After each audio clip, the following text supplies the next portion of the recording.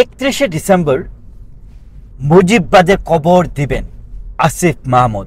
শুধু আসিফ মাহমুদই নয়, তার সাথে সার্জিস হাসনাত, জাতীয় নাগরিক কমিটি, বৈষম্য বিরোধী ছাত্র আন্দোলন এবং উপদেষ্টা মণ্ডলীর যে ইয়াং উপদেষ্টা আছে তারা বলছেন এই মুজিববাদের কবর দিবেন 31শে ডিসেম্বর। বন্ধুরা, আমরা যখনই মুজিববাদ, 1971, বঙ্গবন্ধু এই বিষয়গুলো যখন আমরা কথা বলি তখন আমরা সত্যিকার অর্থে বেশি মানুষকে পাই না আমাদের সাথে প্রতিবাদে এবং স্বাধীনতার বিরোধী শক্তিকে পরাজয়ের জন্য যে আমরা ডাক দেই, সেক্ষেত্রে আমরা বেশি সংখ্যক মানুষকে চেতনার আবেগের আপ্লুত হতে আমরা দেখি না। আমি আপনাদেরকে একটি বিষয় বলি, এই যে মুজিববাদকে নিয়ে বারবার কটাক্ষ করা হচ্ছে, এইটা নিয়ে আমাদের প্রতিবাদ করা দরকার বজ্রকণ্ঠে। খেয়াল করে দেখুন, এই মুজিববাদ বা আমাদের যে সংবিধানের যে ভিত্তিগুলা, সেই যে মৌলিক ভিত্তিগুলা, সেই ভিত্তিগুলা কি? আমাদের ভিত্তিগুলা হচ্ছে গণতন্ত্র, সমাজতন্ত্র মানে সমাজের ন্যায় প্রতিষ্ঠা।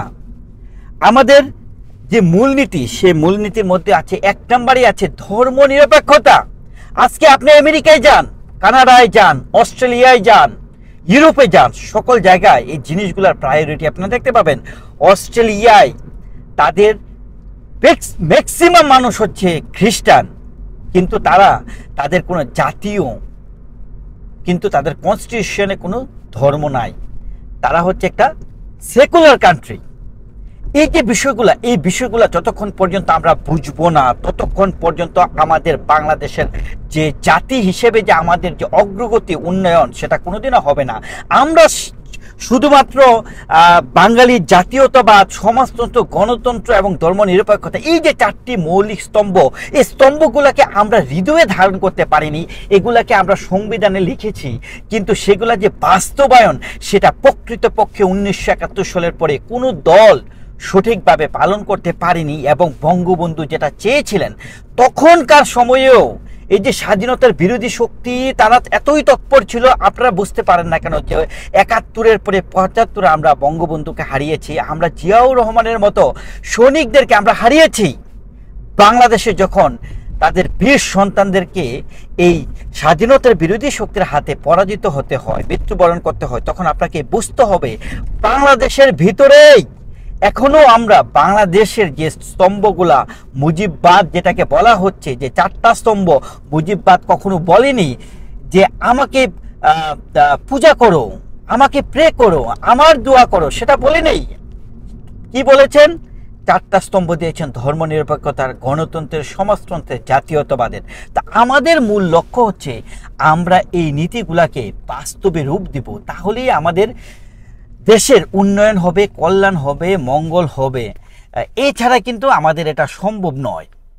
আর এখন আমরা যেটা দেখতে পাচ্ছি, তারা বলছে মুজিববাদের কবর দেবে। প্রকৃতপক্ষে এই কথাটির মানে হচ্ছে 1971 মুক্তিযুদ্ধের চেতনাটাকে তারা নস্যাৎ করতে চায়, স্বাধীনতা বিরোধী শক্তি পাকিস্তানকে তারা প্রতিষ্ঠা করতে চায়, এবং জামাত, শিবির, হিজবুত, মৌলবাদ, কট্টরবাদের প্রতিষ্ঠা করতে চায়। এই জন্যই তারা চাচ্ছে এখন বিপ্লবী শক্তি এবং সংবিধানের কে ভঙ্গ করে তারা এখন একটা বিপ্লবী চেতনার, জুলাই আগস্টের যে চেতনা, সেটাকে কেন্দ্র করে পুঁজি করে তারা একটা সমাজ ব্যবস্থা করতে চায়। এটাই হচ্ছে বিষয়বস্তু, এটাই হচ্ছে তাদের প্রতিবাদের মেন বিষয়।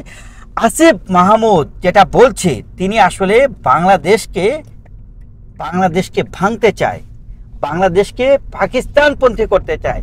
যে পাকিস্তান এখন শত শত সেনা কর্মকর্তারাই দেখা যাচ্ছে যে নিজের জীবন নিয়ে টানা হাসরায় ভুগছে, সেখানে আমরা পাকিস্তানের সাথে ইনভলভ হতে যাচ্ছি। বন্ধুরা, বিষয়গুলো নিয়ে প্রতিবাদ করা ছাড়া আমাদের আর কিছু উপায় নেই। তারা যেই সংবিধানকে লঙ্ঘন করছে, সেটার জন্য আমাদের প্রতিবাদের দৈর্ঘ্য গড়ে তুলতে হবে। এছাড়া আর কিছুই করার নেই। আমাদের তীব্র কণ্ঠে, বজ্রকণ্ঠে বলতে হবে, জয় বাংলা, জয় বঙ্গবন্ধু। আমাদের যে গণতন্ত্র, সমাজতন্ত্র, জাতীয়তাবাদ এবং ধর্মনিরপেক্ষতা, এর থেকে সুন্দর বৈশিষ্ট্য সংবিধানে আর কিছুই হতে পারে না। পৃথিবীর কোথাও এর থেকে সুন্দর এক্সাম্পল কেউ রাখতে পারেনি, যেটা বঙ্গবন্ধু শেখ মুজিবুর রহমান আমাদের জাতির জন্য করে গেছেন।